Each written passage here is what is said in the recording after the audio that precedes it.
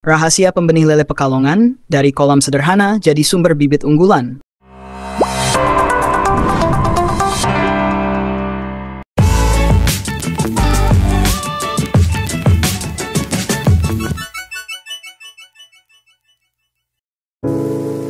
Hai sahabat pemburu amatir, pernahkah Anda berpikir bahwa bisnis besar seringkali bermula dari sesuatu yang tampak sederhana?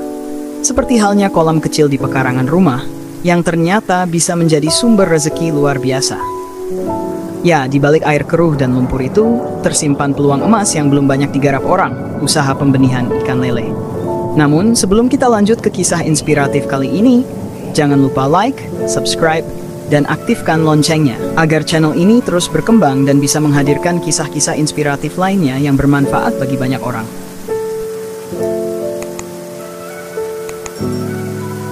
Kisah inspiratif ini datang dari seorang pembenih bernama Muhammad Amir Birin. Ia berasal dari Pekalongan, Jawa Tengah, dan kini sukses mengembangkan usaha pembenihan lele yang berpusat di Cibinong, Bogor, Jawa Barat. Awalnya, Amir hanyalah seorang pemuda biasa yang tertarik dengan dunia perikanan. Namun, rasa ingin tahunya yang besar membawanya menekuni usaha pembenihan lele, bidang yang dianggap rumit oleh banyak orang. Kini, dari kolam-kolam yang ia kelola, ribuan benih lele berkualitas lahir dan dipasok ke berbagai daerah di Indonesia. Sebuah bukti nyata bahwa ketekunan mampu mengubah lumpur menjadi sumber berkah.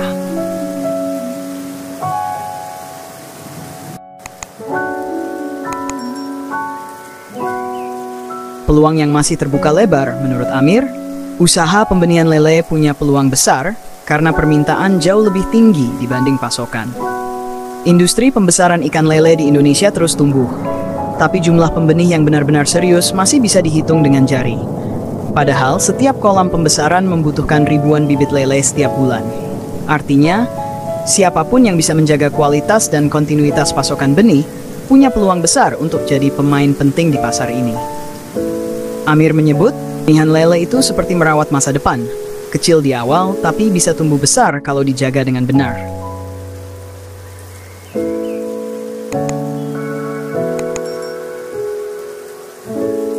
Modal kecil, risiko besar, untung lebih besar. Banyak orang mengira budidaya ikan itu butuh modal besar. Padahal untuk memulai usaha pembenihan lele, modal sekitar 10 juta rupiah saja sudah cukup. Modal itu digunakan untuk membeli paket indukan, 10 betina dan 5 jantan, serta perlengkapan kolam sederhana. Amir menekankan bahwa yang terpenting bukan seberapa besar modalnya, tetapi seberapa fokus dan teliti dalam menjalankan prosesnya. Ia berkata, pembenihan lele itu ibarat main catur, bukan adu cepat, tapi adu strategi. Biaya produksi untuk satu ekor benih lele ukuran 7 hingga 8 cm hanya sekitar 130 hingga 150 rupiah. Sementara harga jualnya bisa mencapai Rp230 per ekor.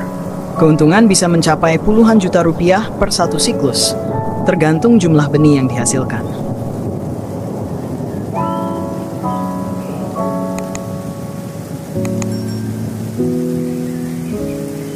Sistem jaringan, kunci efisiensi dan keberlanjutan. Untuk mengoptimalkan produksi, Amir menjalankan sistem jaringan pembenih dan pendeder. Biasanya satu pembenih akan bermitra dengan 3 hingga 5 pendeder. Sistem ini membuat proses lebih efisien karena pembenih fokus menghasilkan bibit sehat, sementara pendeder membantu membesarkan hingga ukuran siap jual. Dengan pola ini, rantai pasokan tetap terjaga, dan setiap mitra memiliki peran saling melengkapi. Kuncinya hanya satu, kepercayaan dan komunikasi.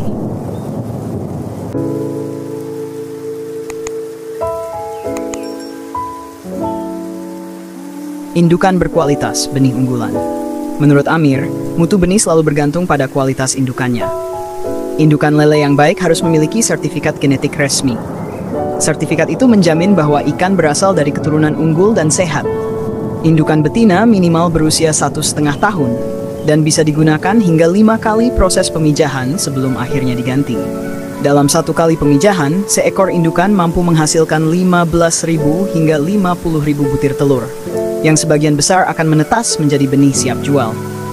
Namun tentu saja, semua itu tak akan berhasil tanpa perawatan dan nutrisi yang tepat.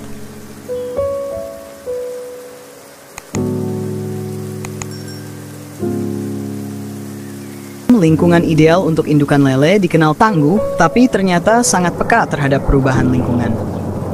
Suhu kolam indukan harus dijaga stabil di kisaran 28 hingga 30 derajat Celcius, dengan fluktuasi maksimal hanya 2 derajat. Derajat keasaman atau pH air juga harus stabil, karena perubahan drastis dapat memengaruhi proses pematangan telur. Menarik, Amir tidak menyarankan sering mengganti air kolam. Menurutnya, cukup 2 minggu sekali dengan mengganti 20 hingga 30% air agar kestabilan mikroorganisme di dalam kolam tetap terjaga. Selain itu, pencahayaan juga penting. Kolam yang terlalu terang bisa membuat lele stres karena retina mereka sangat sensitif terhadap cahaya.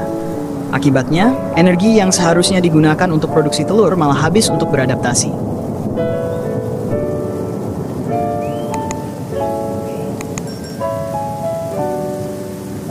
Rahasia nutrisi induk. Inilah bagian yang sering diremehkan oleh pemula, pakan indukan. Amir menegaskan, kualitas pakan menentukan kualitas benih. Indukan diberi makan 3 hari sekali, dengan jumlah maksimal hanya 1% dari bobot tubuhnya. Kenapa sedikit?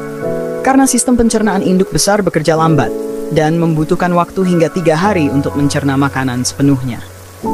Kandungan pakan yang baik harus memiliki asam lemak lengkap, vitamin A untuk kualitas sperma, vitamin B untuk pembentukan organ, vitamin C untuk daya tahan tubuh, vitamin E untuk antibodi, serta mineral seperti zinc dan selenium. Namun yang paling penting adalah omega 3. Zat ini sangat berperan dalam pembentukan gelembung renang pada larva. Tanpa omega 3, gelembung renang tidak terbentuk sempurna, dan itu bisa menyebabkan kematian massal pada larva usia 1 hingga 2 hari.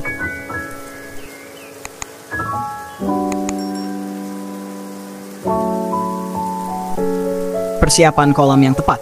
Sebelum menebar bibit, kolam harus disiapkan dengan benar. Bisa menggunakan kolam tanah, semen, atau terpal. Yang penting memiliki ukuran cukup luas, sirkulasi oksigen baik, dan airnya tidak terlalu dalam di awal. Air kolam sebaiknya dibiarkan selama 3 hingga 7 hari, agar lumut dan fitoplankton alami tumbuh. Keduanya berfungsi menjaga kualitas air tetap stabil dan menjadi sumber makanan alami bagi lele.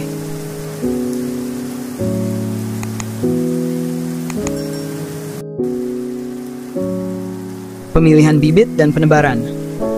Setelah kolam siap, langkah selanjutnya adalah menyeleksi bibit unggul. Ciri-cirinya, gerak lincah, warna cerah, dan tidak cacat. Jenis lele yang banyak disarankan untuk pembenihan antara lain lele dumbo dan lele mutiara. Proses penebaran pun tidak boleh sembarangan.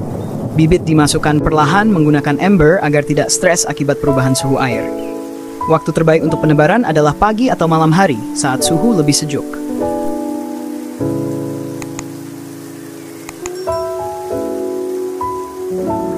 Perawatan dan pemeliharaan. Setelah benih ditebar, perawatan harus rutin dan disiplin. Salah satu kunci penting adalah memisahkan ikan berdasarkan ukuran tubuhnya. Tujuannya agar ikan yang lebih besar tidak memangsa yang lebih kecil. Kedalaman air juga harus ditingkatkan secara bertahap, sekitar 20 cm di bulan pertama, 40 cm di bulan kedua, dan 80 cm di bulan ketiga. Tambahkan tanaman air seperti eceng gondok untuk menjaga suhu tetap sejuk dan menyerap racun alami.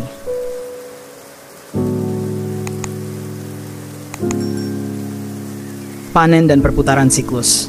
Setelah 3 bulan pemeliharaan, lele sudah siap dipanen dan dijual ke petani pembesaran atau pasar lokal. Sebelum memulai siklus baru, kolam harus dibersihkan dan pastikan tidak ada ikan sisa yang tertinggal agar bibit baru tumbuh optimal. Dengan manajemen yang baik, satu siklus bisa memberikan keuntungan yang menjanjikan. Inilah yang membuat usaha pembenihan lele menjadi peluang besar di tengah meningkatnya permintaan pasar. Pesan inspiratif dari kisah Muhammad Amir Birin, kita belajar bahwa sukses tidak datang dalam semalam. Dibutuhkan disiplin, kesabaran, dan pemahaman mendalam tentang apa yang kita tekuni. Setiap tetes air di kolamnya menyimpan cerita tentang perjuangan, tentang bagaimana seseorang mengubah keterbatasan menjadi peluang. Budidaya lele bukan sekadar bisnis, ujar Amir, tapi seni menjaga keseimbangan antara alam dan manusia.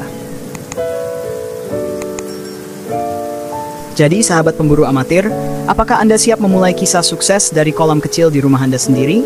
Kalau iya, tulis di kolom komentar, saya siap jadi pemburu sukses.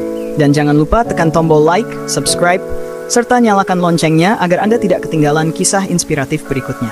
Karena dari setiap kisah nyata selalu ada pelajaran berharga yang bisa kita petik.